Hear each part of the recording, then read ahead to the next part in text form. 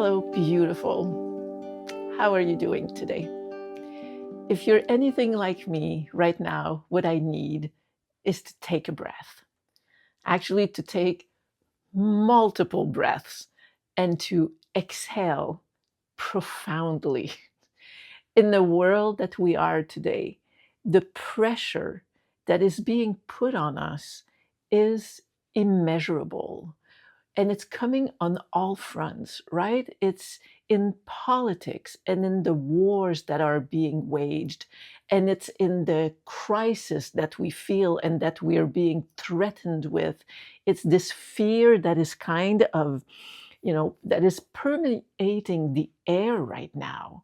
And on top of that, there's all this other dimension of AI taking over the world, and that there is fear in there too, because it's like AI is going to take over and we're going to be left behind, and you have to learn new skill if you don't want to, and it's going to do this, and that.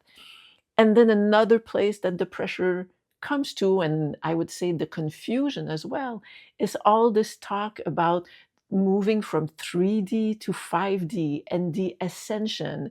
And on the one hand, it's like, don't worry about all this happening, utopia is coming.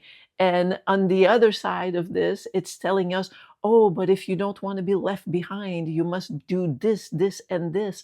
So everything that we're living through right now, it seems, is coming through the, not in the guise of, but in the form of fear and pressure. And the thing is that what all this is doing is dysregulating. Yes, everybody talks about it, but it's dysregulating our nervous system, or it's putting us off balance. It's disconnecting us from our essence and from what is real. And a dysregulated nervous system, a human out of balance and in fear, is vulnerable, exploitable, susceptible, and controllable. Because when you feel like you're drowning in too muchness, of course, you will grab onto anything, any buoy, any stick that's up on the surface, any hand that's being held in front of you to say, here, I'll pull you out. And right now, if we don't do a few things, which I'm going to offer in a minute, we are susceptible to this outcome. And it's the last thing that we want. If we are awake and aware of the confusion, the fear, and this disconnectedness that's happening, it's the last thing that we want to see happen.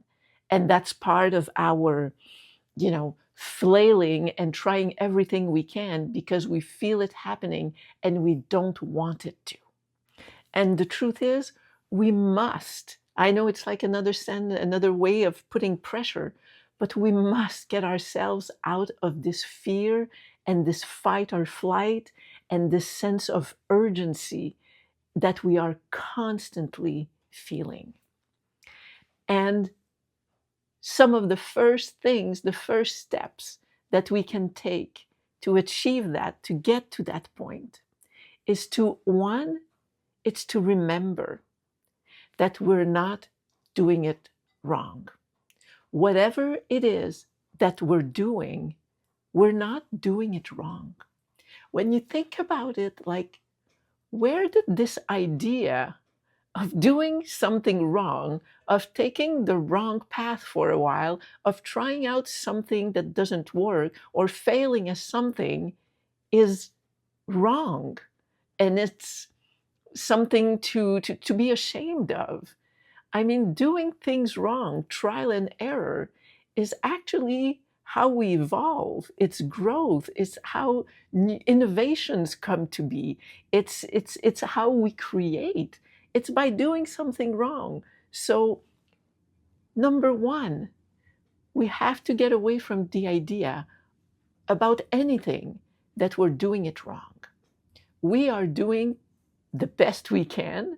And by the way, like I said, doing it wrong is not really wrong.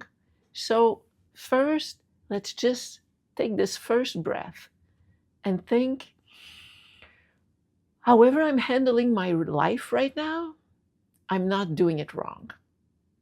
I'm just doing it. Another point that I want to bring, sort of number two, is that sometimes I think of this world right now is going through a dark night of the soul. And many of us in our personal lives, or maybe we've witnessed somebody in our surrounding that has gone through a dark night of the soul, it ain't pretty. It ain't easy. It's not fun. It's dark. And you just don't know how you're going to get out of it. So, when we personally, or if you've accompanied a friend who was going through that, what is the thing that we can do? It's patience and compassion and just being there. And we can do this right now, whether we are going through it ourselves or if we want to. Many of us feel at a loss. How can we help this world when, with everything that's going on, like what is it that I can do? Well, we can be a compassionate friend to a world that is going through its dark night of the soul. So, the second breath to take is to take a breath as we take a step back. The next breath is to slow down. Right now, it all feels like too much because it is too much. And one of the things we can do is whenever we can slide it into a part of our day, we often have to do all the things we got to do, but to remind ourselves once in a while to just slow down. Stop chasing. Stop chasing knowledge. Stop chasing success. Stop chasing inner peace. Stop chasing oneness. Stop chasing God. Stop chasing changing our thought. Stop changing getting healthier. Like changing, did I say changing? I think I did. I meant chasing all across the board. So just we have to slow down and allow ourselves to stop chasing. And I know we can't go through this world and through our life not chasing because it's kind of a paradigm of this society. We always have to achieve and get to somewhere, either to change our circumstances or whatever the reasons.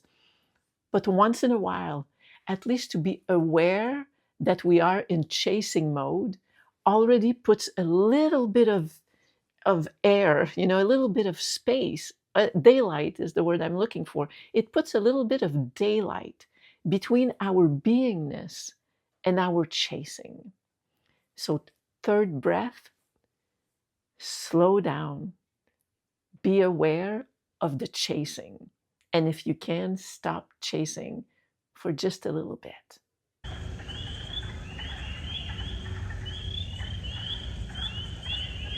And the fourth point I want to bring, it's for those, all of us, if you're listening still and you're here, that are in spiritual growth, is to release the pressure, circling back, of not doing it the way it's supposed to be done, of failing, of doing it wrong.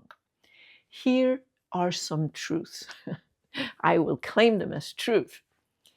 One is the mind will do what the mind is designed to do, which is keep thinking and considering all the things. So if you're trying to get control of your mind, you're meditating, and it's like, I can't stop my mind from thinking and from going off, on a tangent and then bringing it back. It's normal. It is absolutely normal. I was listening to a spiritual speaker the other day, and she was saying, like, this is what the mind does. Even me, who teaches about all this, it's constantly like that. But it's a dance. So don't think that your mind, you're supposed to be in control of it. The mind will do what it'll do. And it's okay. Just bring it back as much as you can, as often as you can, for as long as you can. And it's all right.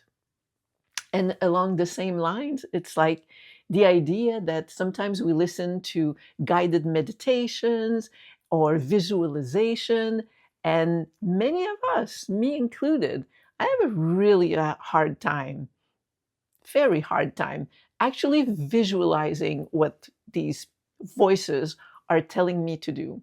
And that's another thing. It's another pressure where they are trying to find inner peace and we're dedicating time to meditating and visualizing. And then we beat ourselves up because it's like, oh my God, I can't visualize this.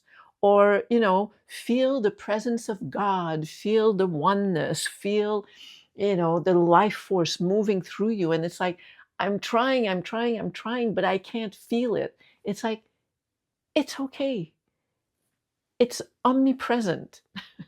It's everywhere. Even if we can't feel these things, I think with the intention of trying to be with it, we're already doing it. God's in everything. Now I'm going to go into God talk for whatever reason. But God is in everything and is everywhere. So we can't be failing at connecting with it. We can't be failing at connecting with source.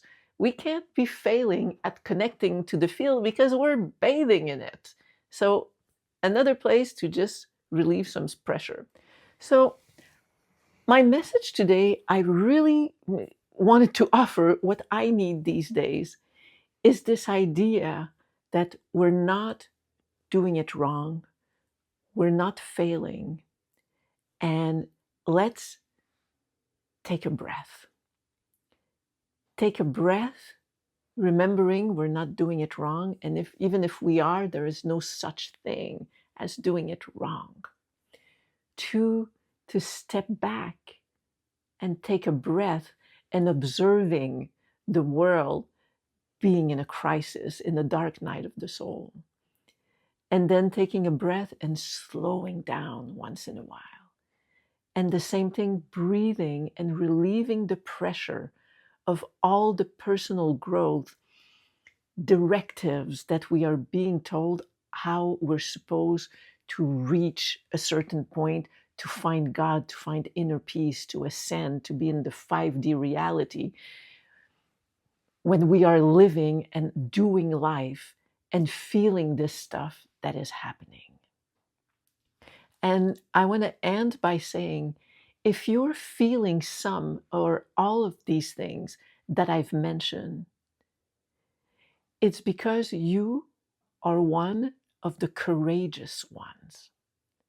You are one who is in the arena, battling it out, fighting to get through and to come out, the to vanquish the other. I'm losing it. But you're in the arena. We're not the spectators just watching this world happening or watching people that are trying to figure this out and trying to raise our divinity, connect to our divinity and increase our awareness and evolve the consciousness of humanity.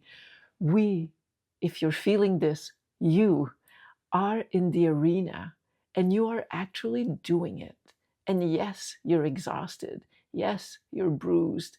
Yes, you're being beat up. But you are doing it.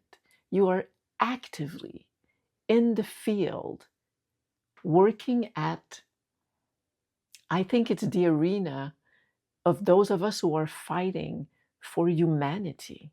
Because I think that those of us who are fighting this fight and will come out of it, we are fighting it to be the ones who will be here to remind others what it is to be human.